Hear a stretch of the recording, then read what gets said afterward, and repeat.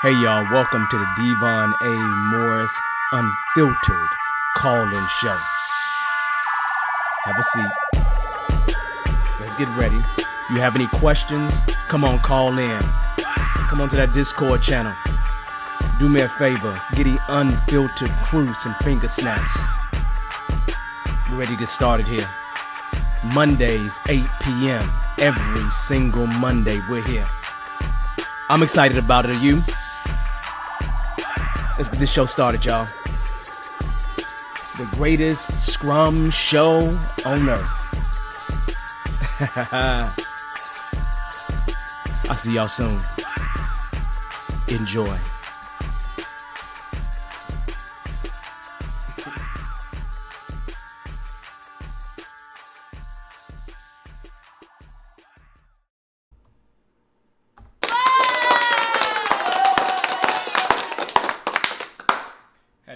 Hello, once again.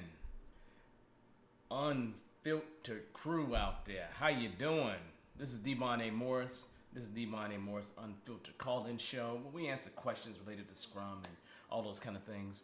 You are welcome to call in, but I've been around Scrum for a while. Today is going to be a really good topic, and what we normally do, the agenda so you absolutely know, is we start off, we're talking about the topic, and then we open the floor for any questions. So we'll spend probably about 10 minutes talking about the topic, and then we will open the floor for any questions, see if you have any questions tonight. Maybe you don't have any. Maybe we have a short show. I don't know.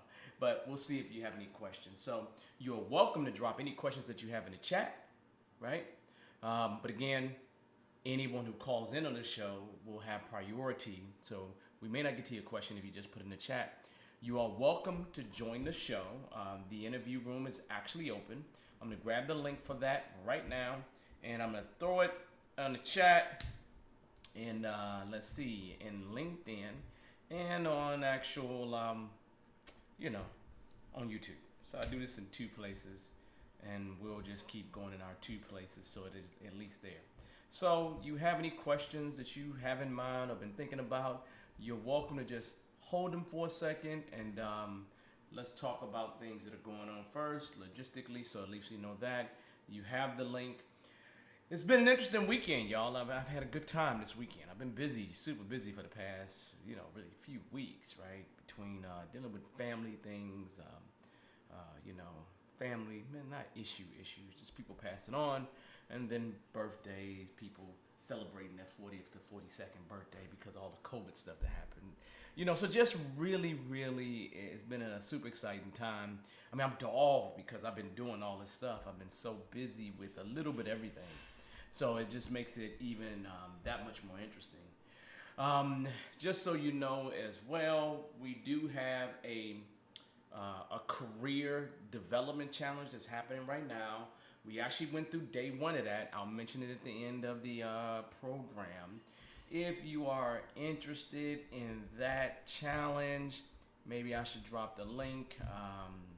For those that are on LinkedIn, you're welcome to join us on YouTube as well. The reason why I say that, because you can subscribe over there. I know you can subscribe. So do me a favor, for those that are or are not subscribed, please like and subscribe. Like this show, because it is always good. We always have good and very interesting things to actually talk about here. So I'm actually looking forward to it. Now what's going on to make sure that we're good to go.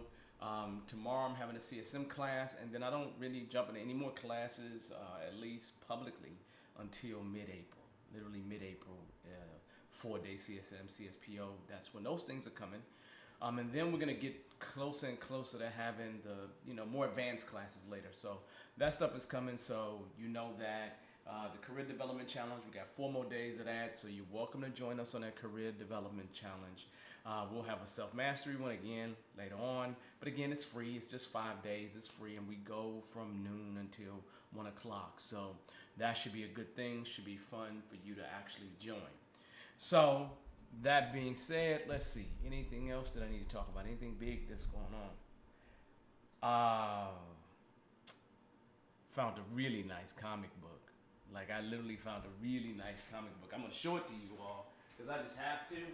But I found a really, really nice comic book.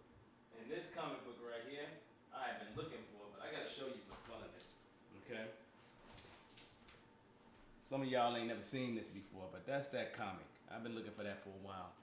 So I just had to show that to you. I just pulled out my headset, so let me connect that. So on that note, anyway, let's talk, okay? Let's talk, let's get ourselves moving. So our topic today is to talk about re-estimating unfinished stories. Literally re-estimating unfinished stories. If you have had any exposure to Agile, Scrum, then you have probably run into this problem before, right? You have run into the issue of, hey, we need to actually go ahead and we have something that didn't finish. So today our topic is actually re-estimating unfinished stories. Now, why is this an issue? There may be some concepts that if you're not aware of, I want to make sure that I make clear in terms of definitions so we're on the same page. Now, we do use a lot of terminology in the space. So when I say a story, I am really referring to a user story, okay? When I'm saying a user story, I am really talking about a requirement that is from the perspective of the user, okay? When I say a requirement, I'm really saying a statement of the need. That's all I'm really saying. So let me string that together for you again. When I say a story, I'm referring to a user story, which is one of the most popular ways of performing or doing requirements that actually exist within a space, right? When I refer to a user story, I'm referring to a requirement that is from the perspective of the user, okay? When I say a requirement, I'm really saying a statement of a need. That's it, right? Make sure that we're good to go. Now, these requirements, stories, user stories, whatever you want to call them, right? A lot of times the team that's doing the work will actually estimate it, right? Now, let's talk about estimation real quick. When I say estimation, I'm really saying that we're going to provide a guess of what we think is going to take to get that particular thing done. Now, those estimates could be done in hours, could be done in days, weeks, months, but you'll find that a lot of teams within the Agile space use a thing called story points, right? And story points is just a relative measure of size being a combination of complexity, effort, and risk. So let me back that up and repeat it, right? So to make sure we're on the same page, right? So when it comes to a user story, we're classically going to estimate it. So hence the re-estimating part, right? So now when I say to estimate, I'm really saying this. Look, how long is it gonna take to get it done? Okay? That can be measured in days, hours, minutes, weeks. You see a lot of teams will use something called a story point, which is just a relative measure of size being complexity, effort, and risk. Okay, those three things, right? Now, okay, great. So we got some definitions down, so we're on the same page, just in case anybody's a little bit more fresh to this, right? So now when you say a user story, or when you say what I'm saying here, re-estimating unfinished stories. We had a time box. We classically call that time box a sprint. There are other elements to the sprint. Same thing as an iteration. But we get to the end of the time box, and this particular requirement, this story, user story, did not get completed by the end of that sprint. So it is now unfinished. And hence the problem. Some teams or people in general always ask me the question. For those things that we did not finish, those stories that we did not complete in the sprint, should we re-estimate unfinished stories? Should we re-estimate unfinished requirements once that time box is over? Okay? Well, there are schools of thought on this, right? But the question I would ask, and you all tell me if this is a crazy question. If we didn't have a time box and you got to the end of the week and it's not done, do you re-estimate it every time you don't finish it? I mean, so literally when you get to the end of the time box, that's when people normally complain about, we didn't finish it, so we want to deal with it. So the question becomes, what's the motivation for re-estimating? And for a lot of teams, the motivation has something to do with velocity. Velocity is average story points completed. Well, we talked about a story point being an estimate, right? A relative estimate at that. And so when we complete a sprint, we complete a certain amount of stories, and those stories have story points on them. And the total amount of story points completed averagely over several sprints is what we call velocity. So it's average story points completed. Now, you will hear people say the sprint's velocity, and that's fair. We always take terms and use them in multiple ways, right? But normally we're saying the average velocity. So a sprint velocity, I can understand what you mean by that, but some people can get it confused. If you only got one sprint, you're only averaging that one sprint, so that's your velocity, right? So some people will call out a sprint velocity. Some people will just call that story points completed, okay? So it's not confusing for me or for you right now as we're having this conversation. I'm just going to call it story points completed, and then I'm going to call velocity average story points completed, just to make sure that we're real clear on the definitions and we're on the same page, okay? So now I've gotten to the end of the sprint. We didn't get everything done. We didn't get a particular story done. So let's say we had one story of all of them, and this story was a 13-pointer. Let's make it easier. It's an 8-pointer, okay? It's 8 story points, right? And we get to the end of the sprint, and it's not done, okay? And it's not done. People are curious if you should re-estimate. Now, I have a certain philosophy or a certain way that I live life, and I would start off where I normally operate is no partial credit allowed. No partial credit allowed, okay? How I have to phrase it up in terms of people within, a class setting, and just removing the thought of sports to the side, right? Because if you're playing basketball, you only get a point if it goes through the hoop. You understand? In football, you only get a point if you actively score in some kind of way, right?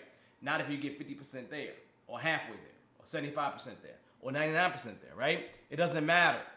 So realistically, for me, I'm of the camp that you should have no partial credit. Now, why am I of that camp? For one reason. The user gets no value out of partially completed things. They don't get any value out of something that's been partially completed. Hence the problem. So you could end up in a situation where you have a sprint full of things that are 50% done, and you're earning partial, and it looks like you have a velocity. So now I ask you a question. If you were the customer, would you want a bunch of stories that's 50% complete by the end of a time frame, or would you want only 50% of those stories 100% complete? If it was your money being spent, how would you want your money to be taken care of? Does that make sense? If you hear what I'm saying, do me a favor, right? Throw in the chat, I hear you, right? Are you of the no partial credit camp? If you are, just type in the chat, no partial credit allowed for me, right? Because that's kind of where I stand at. That's what I train people to do. Now, I don't really train people to do that. If I'm coaching somebody, I kind of coach in that direction. Now, because I think you can do whatever you choose to do, right? Some people are going to be forced to do whatever it is that the organization needs them to do, and some people need to do it for other reasons. So, what I have found is that a lot of people are way more interested. They are way more interested in doing partial credit because it helps with velocity. Remember, average story points completed. So instead of getting a good old 0, a duck egg, instead of getting that goose egg right there, they're gonna get partial credit, which adds into their velocity, which means they keep an average that's a little bit higher. But if they focused on that velocity, the average story points completed, then things would just level out anyway. But sometimes you have management that wants to make sure you maintain and you do things a certain way. And that's okay. That's okay. I'm not telling you to go get yourself fired by, you just hear me. I said, don't go get fired because of story points.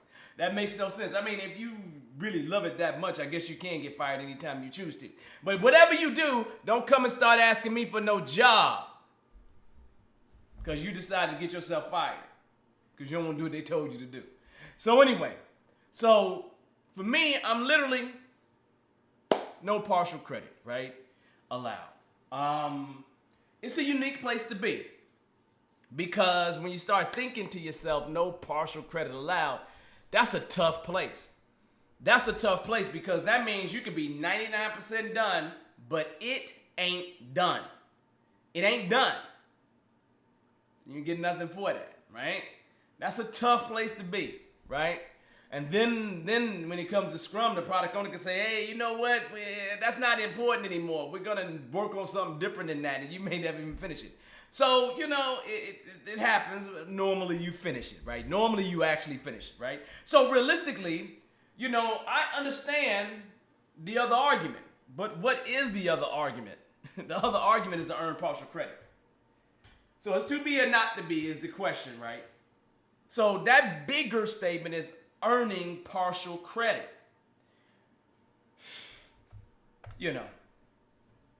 I'm a project manager in some parts of my trade. And one of the things that I have realized is that when we are putting percentages complete on task, it's really hard to do because you really are guessing how far you think you're along the path, and we're not that good at that, right? And so you could say with this partial credit thing, you know what? I feel like we're 50% done of this 8-pointer. So let's go ahead and earn the 4 points of that 8. Knowing we're going to work on the next sprint and we'll earn the other 4 in the next sprint. You know what? I remember being a part of coaching clinics and having this question answered, at various conferences that I've been to. And you know what the problem is? I can't fight people on this one. I can't fight it, right? The only way I can fight it with people is to really think about them using their own money, right? Them literally using their own money. But I can't fight it. I stopped fighting it at this point, right? So if you want to earn partial credit, go right ahead. But guess what? You are training your team members to behave a certain way. It's like with no partial credits allowed, I am training them that no partial credits is allowed. That it is absolutely unacceptable to give something that's partially done to the customer. You probably not gonna give it to the customer that's partially done anyway, right? You're probably not gonna do that, right? You're really not gonna do that. But the idea is the same. So when I think about earning partial credits, now you're training a team that earning partial credits is a good way to survive. And I find a lot of times teams want to earn partial credits because of the powers that be that exist, right? And some teams just want to do it because that's what they've been used to, or they just want to see that they've accomplished something along the way. But completing something is a good accomplishment, right? Having things 50% done or 70, whatever the number is, doesn't matter, right? So you can earn partial credit. Now, I'm okay with it. You're not on my team. I'm not going to fight you about it. I'm going to give you this simple debate and have a conversation with you about it. And then I'm going to try to partner with you so you can choose, right? And I'll give you my experience and I'll tell you what and what not what I would do. But, I don't really want to influence you. I'd rather for you to run an experiment, right? I've run an experiment of doing partial credit. And I just have found that it's led to, some crazy assumptions later on. right, is led to things taking longer to get done. And the truth of the matter is, estimation is a non-value add but necessary activity. Let me back up. When I say non-value add but necessary, I'm saying on one side there is value add items, then there's non-value add but necessary items, and then there is waste. We get rid of waste, non-value add items but necessary. You want to do as little of that as possible so you can spend more time doing the value add stuff, right? So estimation is non-value add but necessary, right? You don't need to estimate to normally get something done. Okay, so the idea, is that you just run into a situation a lot of times when doing earning partial credit. And then if the direction changes, what do you do with those partials, right? And so, most complaints that I find from teams is the first one. It's going to be more accurate if we go ahead and re-estimate it. But again, if you had no time box, you wouldn't re-estimate an item that you're working on. And I get that things get bigger, but do we estimate things that get smaller? No, we don't usually estimate things that get small, right? So if you estimated something to be 8 points and it was a 3 point or 2 point or whatever, it was just smaller in general, you don't normally go back and say, let me go ahead and re-estimate that, right? So it's normally a very one-way thing that we do. And so people want to be more accurate, but only more accurate when it benefits them. Does that make sense? And so that's normally the biggest argument that I hear in relationship to it. The next one that happens is that they need to do something about it for the next sprint. They need it to help properly plan. They need it so they can take better actions in the next sprint. That is a very small argument that I hear. And for some people it makes them feel better. I guess the third argument, it just makes them feel better to feel like they've done a good job estimating. But estimation isn't delivery is the problem, right? It really isn't delivery. And really what you're looking for as a customer is you're looking for delivery. You're looking for having at least the ability to get feedback on something, right? At a minimum. So, I don't know, where you're at on it, right? But as I stated, my additional thoughts is really very simple. And I've stated to you already. You want to practice what you preach. You actually want to put or position teams to be able to benefit from the things that they do in the future.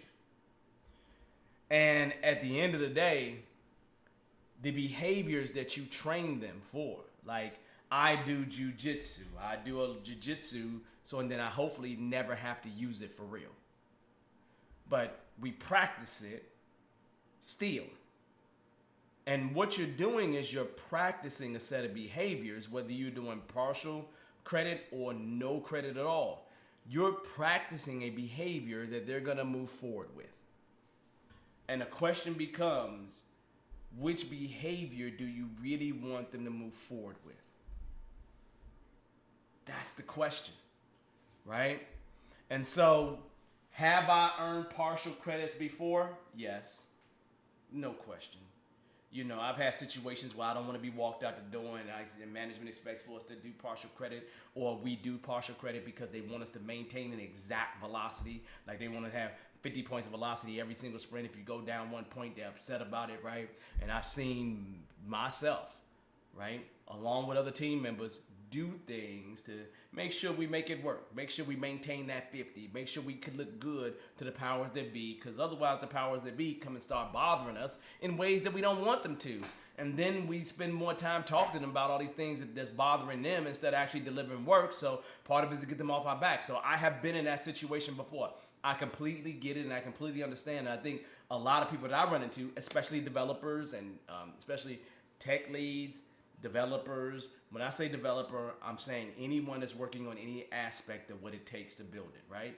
So a tester is a developer, IT people, okay? And at least in my world of thinking about them, right?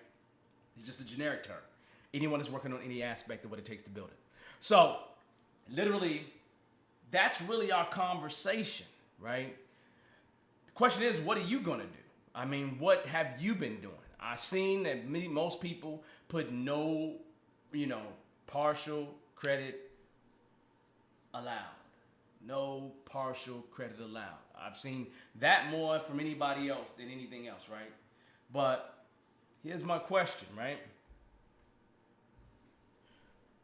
What do you think is wrong with earning partial credits? What do you think is wrong, right? I mean, I get, the things that we talked about here, but what else is wrong with earning partial credits? If you're in a situation where you have people that don't understand and you're trying to educate them and that education is not working and you want to be in a position where you do want to be able to deliver.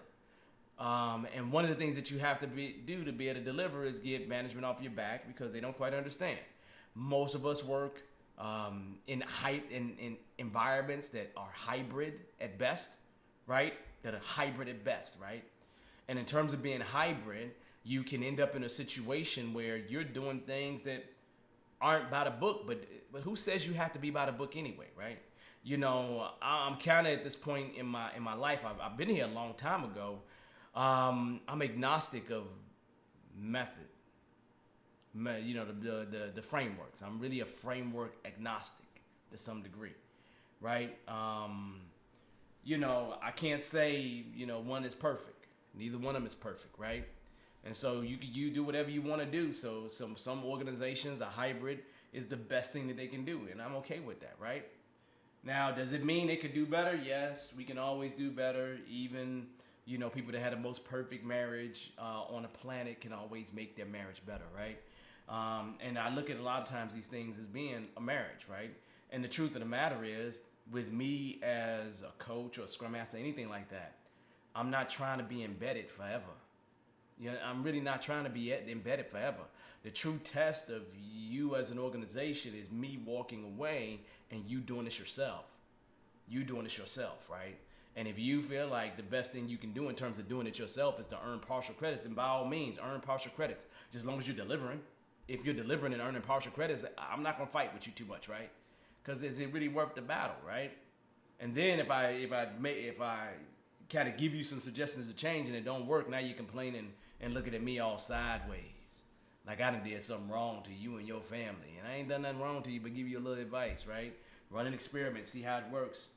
If it works, it works. If it don't, it don't, right? So, all right, so that was our topic, right? We talked about both sides of it. Again, I'm squarely, and I have been this way for a long time, in all the experiments I've been running, and I've had 200 person portfolios. I normally go inside of large organizations, and in large organizations, there's a lot of teams, and a lot of times when I'm in there with a large organization, I find a way to run some experiments so I can test out some of these dumb ideas I have, like earning partial story points. And I didn't think it worked. I just didn't think it worked, not for a team in the long term. It just created things that was what a team wasn't focused in on delivering value for the user. But I also find it to be interesting because I find that in those experiments, most of the people that was doing or wanted to do partial story points were further and further away from the customer, further away from whoever the customer is, right? They were just further away from it. And the further they were away from them, more it ran into a problem. But again, I told you all, I'm in a PhD program. I'm trying to figure out what my dissertation is going to be in a few years. So maybe this will be a topic or something like that. On that note, I think we're good. Okay? So we talked about that topic. I want to make sure I open the floor for any questions that you have. Any questions that you have related to Agile, Scrum, the like. You are welcome to put those questions in the chat. Okay? Or you are welcome to come join me on the show. Right? We've talked about our topic for the evening. It's always a battle. I'm telling you. When I tell you it comes up more often than what, like I thought that this thing was over. The whole problem, the bigger problem I have is when I've been in the organizations where we thought we saw the problem, and then 2-3 years later, they back to doing it. It just, it's like, it's like, one of my friends said this, which I kind of find to be a very true statement. A lot of us are not allowing organizations to learn to live and breathe this stuff. We are actually going in and colonizing organizations, colonizing them into the nation of Scrum or Agile or Kanban or whatever it is, when we should be co-creating whatever this is with them, and then putting them in a position where they can walk away from me and really fire me and maybe come back and, when I say fire, I don't mean in a negative way, right? So they can allow me to move on and then to move on, and then I come back and provide services when they're ready to take that next step up. So I'm always trying to empower organizations to be the best that they can be without me, if that makes sense, without me completely. And I don't know if other coaches do that. I hope other coaches do that. I hope other Scrum Masters do that, right? I mean, I know, some people be a little bit concerned about job security, but, I always say this statement, right? If you're that one Scrum Master, if you're that one coach that goes into an organization and make that organization absolutely perfect, you can write your ticket for any amount of money that you choose to for the rest of your life. When I say write your ticket, you can demand whatever you want to, because at the end of the day, there's no perfect organization. And so if you're the one person that can make that organization perfect, trust me, everybody's going to be knocking down your door, right? If you was able to walk away from an organization because you made them perfect, everybody's going to love you. Everybody's going to appreciate you. Everybody's going to be after you as a coach for them. So really, really important that you really just take time and maybe look into the issue, right? Look into the issue of doing partial credits, right? And see how your team feels about it, right? If you're doing partial credits right now, run an experiment of not doing any partial credits, right? And see how that works for the team. See how that impacts your velocity long term, right? Because I guarantee you, there's no impact to your velocity long term. Your velocity is going to be what it's going to be based on what you have the ability to do. So, we defined a lot of terms. We talked through a lot of different things here. And so I'm feeling good. So I'm double checking the chat, seeing if there's any questions that anybody has. Otherwise, I'll just talk about limbo land. There's no such thing as limbo land. I just be making up stuff just to be making up stuff. But yeah, that partial credit thing is a huge deal. We could talk about estimation, but that's another one of those convoluted topics that's a big deal. I'm not even a big proponent of estimating at all, right? And the reason why I'm not is, a lot of times we ask the people that's doing the estimates to estimate without their full team estimating. So sometimes what the people will do is only have part of the team estimate, and then that causes problems. We tend to estimate when we know the least amount of information. And a lot of people take estimates and hold them like it's religious, like hold them like they're a law to some degree. And will hold teams truly accountable to the times that they knew the least amount of information. Which, if that starts to happen to team, they're gonna go ahead and do things crazy, like estimate in the safest way that they possibly can, to where they know they're going to be able to get everything done. And that's not really the way you want things to be. You want them to, be in a position where they feel like they can take risks and do things and innovate when there is a problem. And so you want to do things like that. But, people be putting these handcuffs around folks because of velocity and story points. And here's the thing. It's just the truth. You don't need any of that stuff. Remember, I said to you, story points, estimation is all non-value add but necessary. Matter of fact, requirements are non-value add but necessary. You got to do them because people got to communicate to you what they desire and what they want. But if they could communicate to you in some other way and get what they want without writing a requirement, I think they would welcome that, right? And it's one of those things where when you realize it's non-value add but necessary, your job realistically is just to do as little of that as possible. It's a whole lean thing because you want people to have more time to do more valuable work. That's really fundamentally it. Nothing more than just that. Okay? So, seeing here, it doesn't look like anybody has any questions in terms of the topic tonight. So, I'm looking one more time, call for any questions, and then we'll shut it down for the evening because we've done what we've come to do. Always YouTube and LinkedIn are always behind, and so I always double check to see where they're at, so then we're good to go. Matter of fact, everybody give me a hello or a goodbye or something, wave at me or something like that, so I know you're there, so I can see the folks that normally come in. So hey Sheena, I see you. Sherry, hey. Free, hey. Let's see, one person is a blank LinkedIn user, I can't tell their name. And in my YouTube people, I don't know who's on, right? So just say hi, just wave at me, so then I know you're there. On that note, this has been a pleasure. It normally is a pleasure. I normally get a lot of good things out of doing this, right? So Jermaine, hey, hopefully you are getting things done. That's a good thing. But on that note, we're gonna go ahead and call it done for the night. You all have an amazing evening. Rest of the week, remember we got the Career Development Challenge. I dropped the link in the chat earlier. You're welcome to join us for that. It's just 1 hour a day, and it's free. It's for 5 days, so that right there is something that I'm doing for the community, and so join that if you want to. Other than that, I'll see you all next week. We're gonna go another Monday.